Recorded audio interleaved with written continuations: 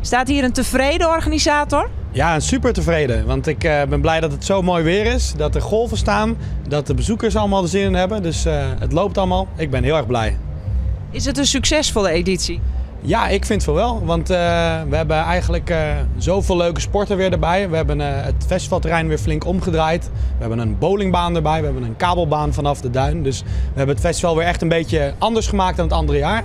En we horen goede reacties. Dus dan vind ik het tot nu toe een groot succes. Ja. Waarom is het zo'n succesvolle editie? Nou, we hebben in totaal 5000 man weer hier rondlopen op het festival. Een combinatie van de bezoekers van de Vaste Wal en de Amelanders. Het was binnen 3 weken alweer uitverkocht, dus dat vinden we natuurlijk geweldig. Zelfs op Ticketswap zochten nog 300 man een kaartje, dus het is flink populair. Dus dat is een grote eer natuurlijk. En dat dan iedereen hier heel blij en enthousiast rondloopt en volop aan het sporten is en 's avonds bij de bands helemaal uit zijn dak gaat.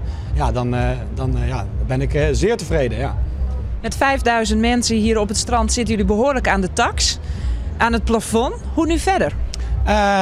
Nu verder eigenlijk op dezelfde manier. Misschien kunnen we nog een klein beetje groeien, maar we zullen nooit 2 of 3 keer zo groot worden.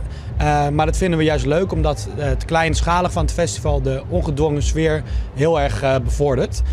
Dus we gaan eigenlijk gewoon binnen de bezoekersaantal wat we hebben zoveel mogelijk vernieuwen en ieder jaar het festival weer verrassend maken voor de bezoekers. Ja.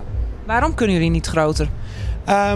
Nou, we zitten natuurlijk met de camping hier. We hebben alle clinics die erbij in zitten voor de bezoekers. We hebben maaltijden die erbij in zitten. Dus als we groeien, dan moeten er heel veel stapjes meegroeien, zeg maar. Maar daarnaast blijft het dus ook belangrijk dat we het fijn vinden dat het kleinschalig is, wat de sfeer zo mooi maakt. Dat het heel wat anders is dan een gemiddeld groot festival. En veel bezoekers zeggen dat ook van, ja, Madness is echt even wat anders. En dat vinden wij heel leuk en dat hangt wel heel erg samen met het bezoekersaantal. Ja.